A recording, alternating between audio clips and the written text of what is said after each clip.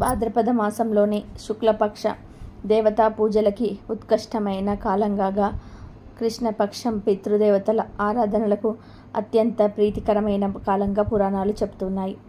భాద్రపద మాసంలోని కృష్ణపక్షం పితృదేవతలకు అత్యంత ఇష్టమైన కాలం కాబట్టి దీనికి పితృపక్షం అని పేరు. ఈ పక్షానికి మహాలయ పక్షం అని కూడా పిలుస్తారు. ఈ పక్షం శుభకార్యాలకు పనికిరాదు. ఈ పక్షం ముగిసే వరకు ప్రతిరోజు పితృదేవతలకు తర్పణ శ్రాద్ధ విధులను నిర్వర్తించాలి. కుదరని పక్షంలో తమ పితృదేవతలు ఏ తిథి నాడు మృతి చెందారో ఆ పక్షంలో వచ్చే అదే తిథి నాడు శ్రాద్ధం నిర్వహించాలి, లేదా ఒక మహాలయ అమావాస్యకైనా సరే చేసి తీరాలి. అసలు పితృతర్పణం శ్రాద్ధ కర్మలు చేయలేని వారు పెద్దల పేరు తలుచుకుంటూ బ్రాహ్మణులకు లేదా ఉచితమైన వ్యక్తులకు స్వయం పాక దానం ఇవ్వాలి. అయితే చాలామందికి స్వయం పాకం అంటే ఏమిటో తెలియదు. కొంతమందికి స్వయం పాకంలో ఏమేమి ఇస్తే దానం ఇస్తే శుభప్రదమో, ఏ వస్తువులు ఇవ్వకూడదు అనే విషయం కూడా తెలియదు. కాబట్టి ఈ వీడియోలో స్వయం పాకము అంటే ఏమిటి, స్వయం పాకంలో ఏ వస్తువులు ఇవ్వాలి, ముఖ్యంగా ఏ వస్తువులను ఇవ్వకూడదు అనే విషయాన్ని వివరంగా తెలుసుకుందాం. ఫ్రెండ్స్, ఈ వీడియోని ఎక్కడా స్కిప్ చేయకుండా చివరి వరకు చూడండి.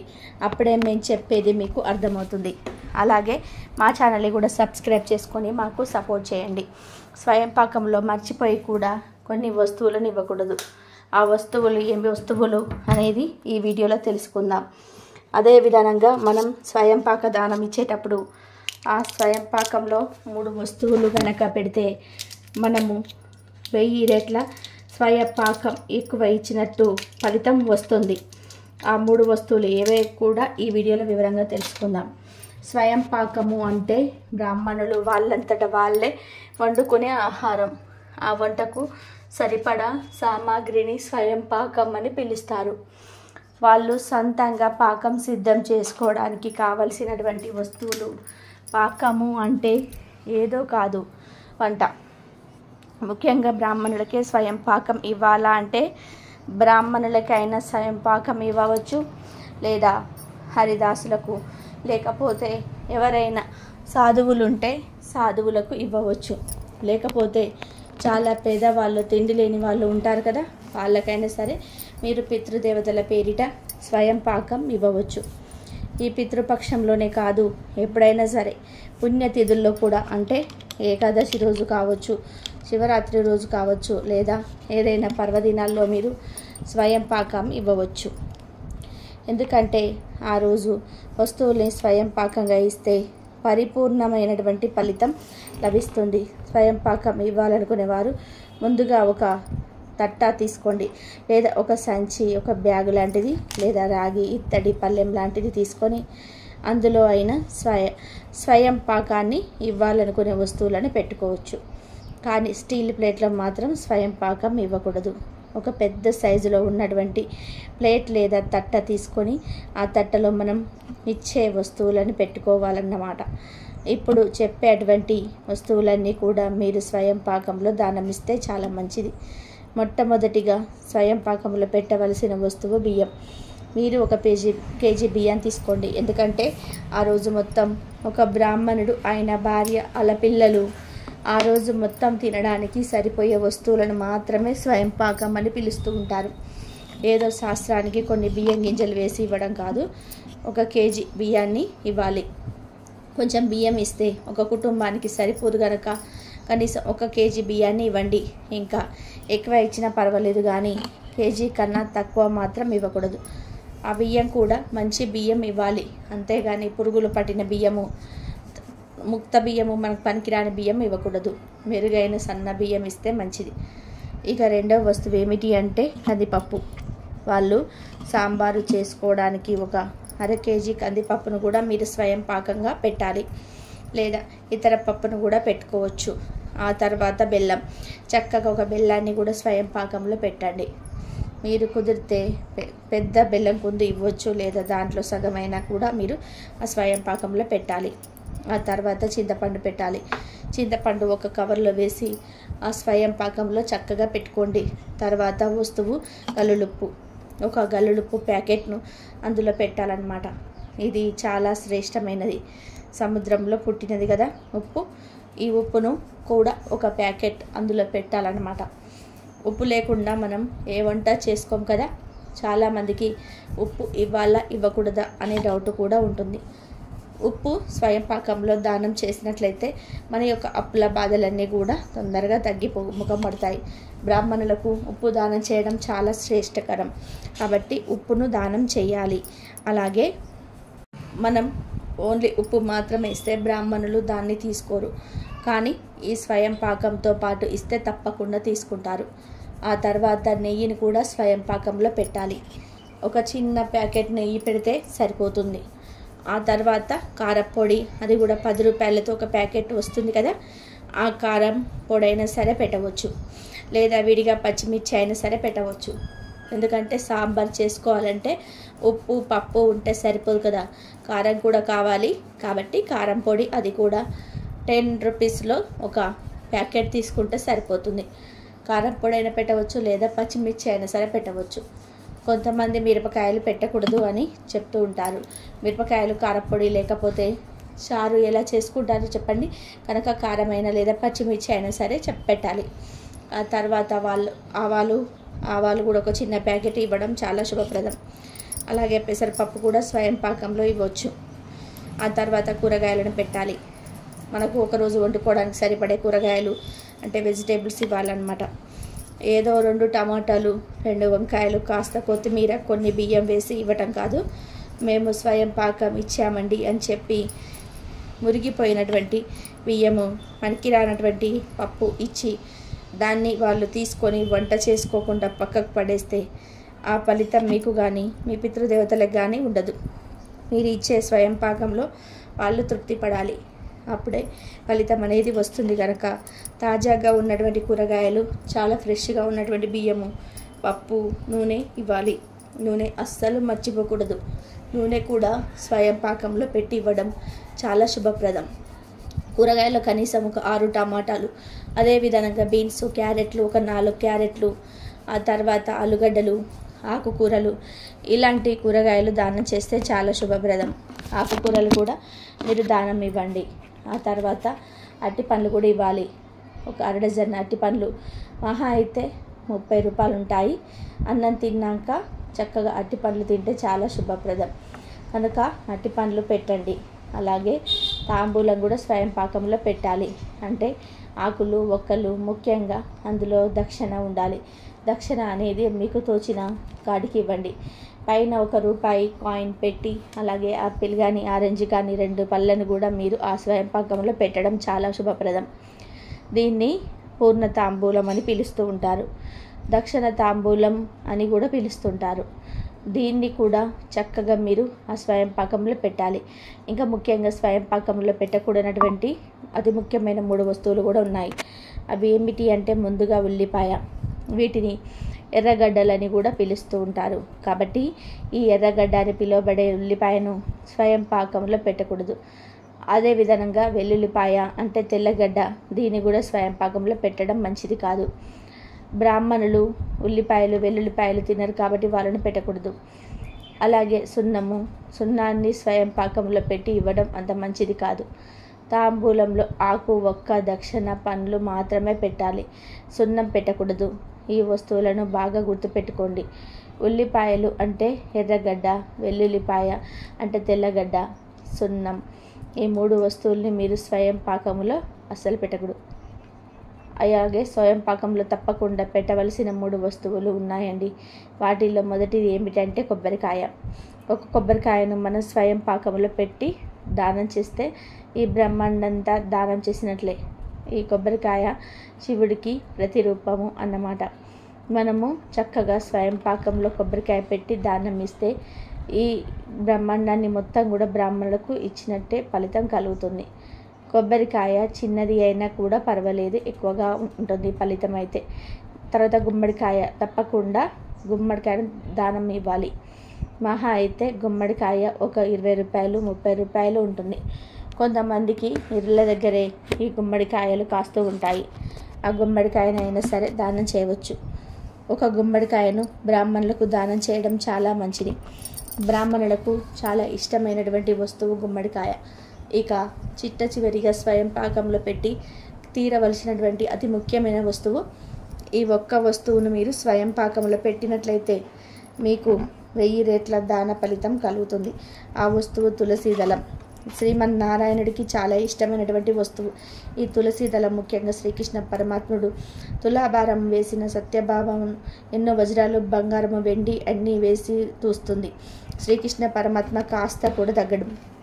తులాభారంలో రుక్మిణీదేవి తులసి దళం వేయగానే శ్రీకృష్ణ పరమాత్ముడు చక్కగా ఆ తులాభారంలో తూలాడు. ఈ శ్రీకృష్ణ పరమాత్మకు చాలా ప్రీతికరమైనది, శ్రీమన్నారాయణుడికి ప్రీతికరమైనది, స్వామితో సరి సమానంగా తూకంలో తూగేటువంటి వస్తువు ఈ తులసి దళం. మీరు పితృదేవతల పేరిట స్వయం పాకం దానం ఇవ్వాల్సి వచ్చిన, అదేవిధంగా ఏకాదశి రోజు స్వయం పాకం దానం ఇవ్వాల్సి వచ్చిన, శివరాత్రి రోజు స్వయం పాకం దానం ఇవ్వాల్సి వచ్చిన, ఏ రోజు మీరు స్వయం పాక దానం ఇవ్వాల్సి వచ్చినా తప్పకుండా ఈ తులసి దళాన్ని ఆ స్వయం పాకంలో పెట్టి దానం చేయండి. అలా చేయడం ద్వారా సహస్ర ఫలితం, అంటే 1000 రెట్ల ఫలితం అనేది ఎక్కువ మీకు వస్తుంది. అదేవిధంగా మీకు శక్తి ఉంటే పాలు, పెరుగు కూడా మీరు బ్రాహ్మణులకు స్వయం పాకంలో పెట్టి దానం చేయవచ్చు. అలా చేసుకుంటే పరిపూర్ణమైనటువంటి ఫలితం వస్తుంది. ఆ తర్వాత ప్లేట్ వాళ్ళకే ఇచ్చేయాలా, లేకపోతే మనం తీసుకోవాలా రావాలా అంటే, మీకు కావాలంటే ప్లేట్ని తీసుకొని రావచ్చు, లేకపోతే ఒక సంచిలో ఆ వస్తువులు వేసి ఇవ్వవచ్చు. ఆ ప్లేట్ కూడా అవసరం లేదు, వాళ్ళకే ఇచ్చేస్తా అంటే తృప్తిగా మీకు శక్తి ఉంటే తప్పకుండా దాన్ని కూడా బ్రాహ్మణులకు మీరు దానం చేయవచ్చు. ఇలా స్వయం పాకాన్ని ఇవ్వటం చాలా శుభప్రదం. ఈ వీడియో నచ్చినట్లయితే లైక్ చేయండి, షేర్ చేయండి, అలాగే మా ఛానల్ని కూడా సబ్స్క్రైబ్ చేసుకొని మాకు సపోర్ట్ చేయండి. భాద్రపద పౌర్ణమి నుండి భాద్రపద అమావాస్య వరకు ఉండే 15 రోజుల కాలాన్ని మహాలయ పక్షం అంటారు. భాద్రపద మాసంలోని శుక్లపక్షం దేవతా పూజలకు ఉత్కృష్టమైన కాలం కాగా, కృష్ణపక్షం పితృదేవతల ఆరాధనలకు అత్యంత ప్రీతికరమైన కాలంగా పురాణాలు చెప్తూ ఉన్నాయి. భాద్రపద మాసంలోని కృష్ణపక్షం పితృదేవతలకు అత్యంత ఇష్టమైన కాలం కాబట్టి దీనికి పితృపక్షం అని పేరు. ఈ పక్షానికే మహాలయ పక్షం అని కూడా పేరు. ఈ పక్షం శుభకార్యాలకు పనికిరాదు. ఈ పక్షం ముగిసే వరకు ప్రతిరోజు పితృదేవతలకు తర్పణ శ్రాద్ధ విధులను నిర్వహించాలి. కుదరని పక్షంలో తమ పితృదేవతలు ఏ తిథి నాడు మృతి చెందారో ఈ పక్షంలో వచ్చే అదే తిథి నాడు శ్రాద్ధం నిర్వర్తించాలి. తండ్రి జీవించి తల్లిని కోల్పోయిన వారైతే ఈ పక్షంలో వచ్చే నవమి నాడు తర్పణ శ్రాద్ధ విధులను ఆచరించాలి.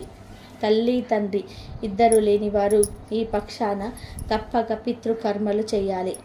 ఈ పక్షమంతా చేయలేని వారు ఒక్క మహాలయ అమావాస్యకైనా చేసి తీరాలి. పితృపక్షంలో పూర్వీకులను భక్తి శ్రద్ధలతో స్మరించుకుంటూ స్వార్థ కర్మలు నిర్వహిస్తారు.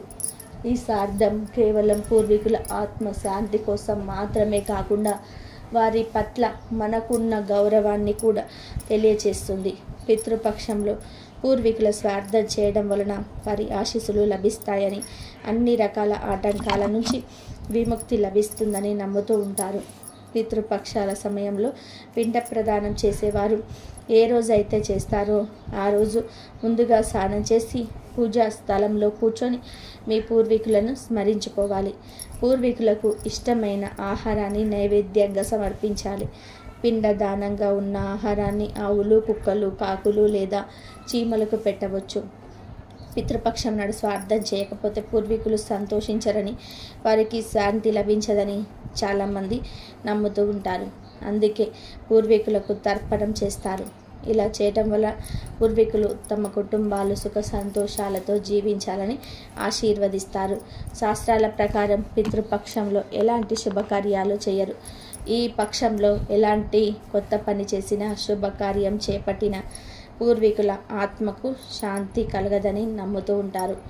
అయితే ప్రత్యేకించి ఈ పితృపక్షంలో కంటే మహాలయ పక్షం పూర్తయ్యే వరకు కూడా ఆడవాళ్ళు కొన్ని పనులను అస్సలు చేయకూడదు. కాదని చేస్తే ఇల్లు నాశనమవుతుంది. పితృదేవతల శాపానికి గురి అవుతారు, కష్టాల పాలవుతారు. మీరు నమ్మిన నమ్మకపోయినా ఇది నిజం అని శాస్త్ర పండితులు చెప్తూ ఉన్నారు. మరి పితృపక్షం పూర్తయ్యే వరకు చేయకూడని ఆ పనులేమిటో ఇప్పుడు మనం ఈ వీడియోలో వివరంగా తెలుసుకుందాం. మహాలయ పక్షంలో పితృదేవతలకు ఇష్టమైన పనులు చేస్తే పితృదోషాలు తొలగిపోతాయి, పితృదేవతల అనుగ్రహం కలుగుతుంది. పితృపక్షంలో మరణించిన పెద్దల పేరు మీద అన్నదానం చేయాలి, వారి పేరు మీద గోసేవ చేయాలి. మహాలయ పక్షంలో మీ పెద్దలు ఏ రోజు మరణించారో ఆ తిథి రోజు ఇంట్లో మరణించిన పెద్దల ఫోటోని దక్షిణ దిక్కులో పెట్టి అక్కడ దీపం పెట్టి ఆ ఫోటోకి గంధం బొట్లు కుంకుమ బొట్లు పెట్టి అకరబొత్తులు వెలిగించి ఆ పెద్దలకు ఎంతో ఇష్టమైన పదార్థాన్ని వండి నివేదన చేయాలి.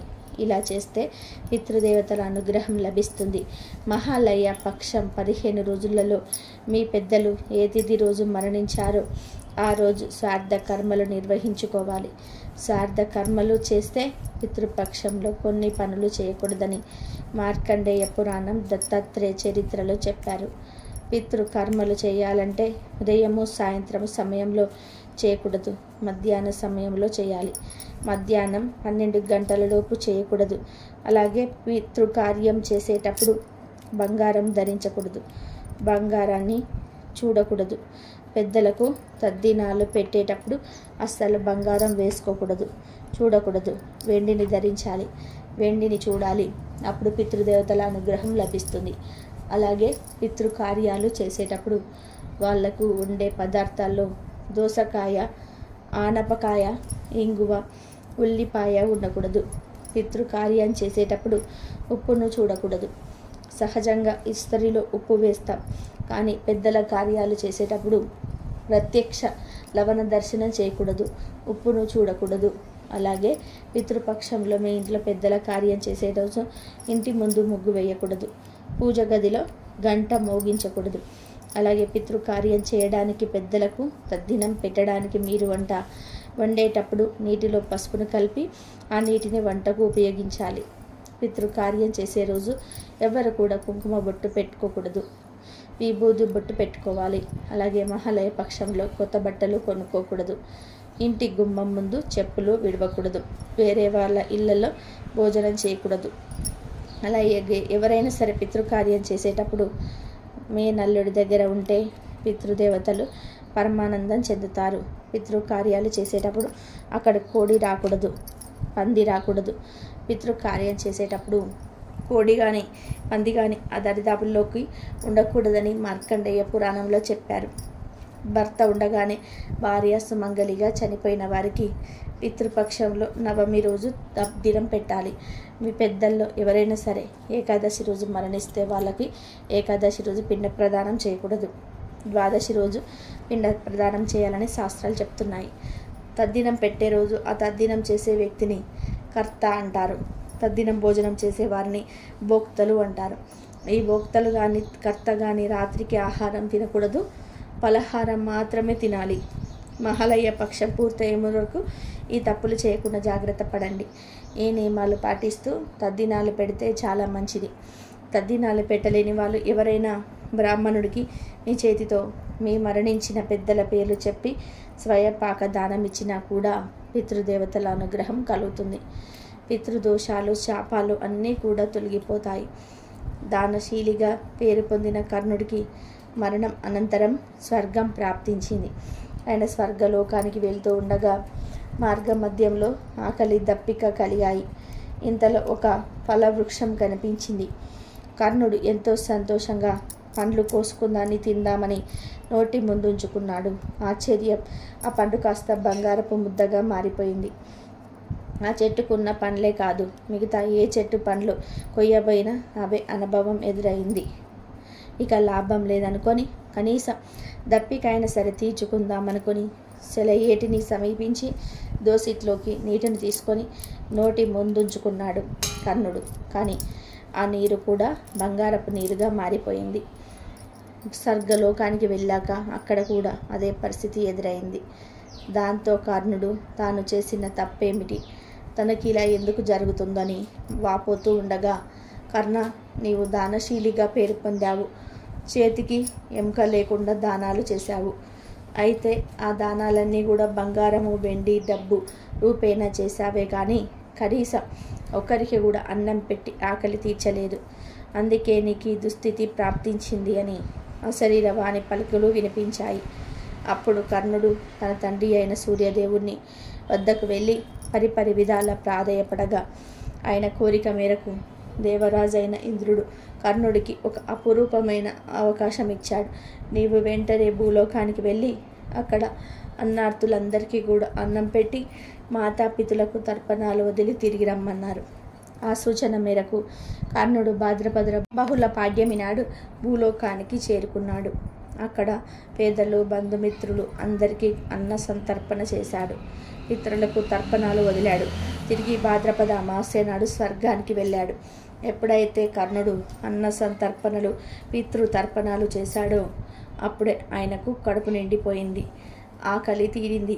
అలా కర్ణుడు భూలోకంలో గడిపి తిరిగి స్వర్గానికి వెళ్ళిన ఈ పక్షం రోజులకే మహాలయ పక్షం అని పేరు. ఈ మహాలయ పక్షంలో చివరి రోజే మహాలయ అమావాస్యగా పిలుస్తారు. ఈ మహాలయ పక్షంలో తర్పణాలు వదిలేని వారు ఈ రోజుల్లో ఉదయమే ప్రధాన ద్వారం ముందు లోపల నిలబడి చేతులు జోడించి మీ పితృదేవతలకు స్మరించి వారికి నమస్కారం చేస్తూ నేను పితృపక్షము పాటించుటకు అశక్తుడను కావున నన్ను మన్నించి మీ దీవెనలు అందజేయండి అని మనస్సులో ప్రార్థన చేయడం ద్వారా శుభ ఫలితాలు కలుగుతాయి. పక్షానికి మహాలయ పక్షం అని కూడా పేరు. ఈ పక్షం శుభకార్యాలకు పనికిరాదు.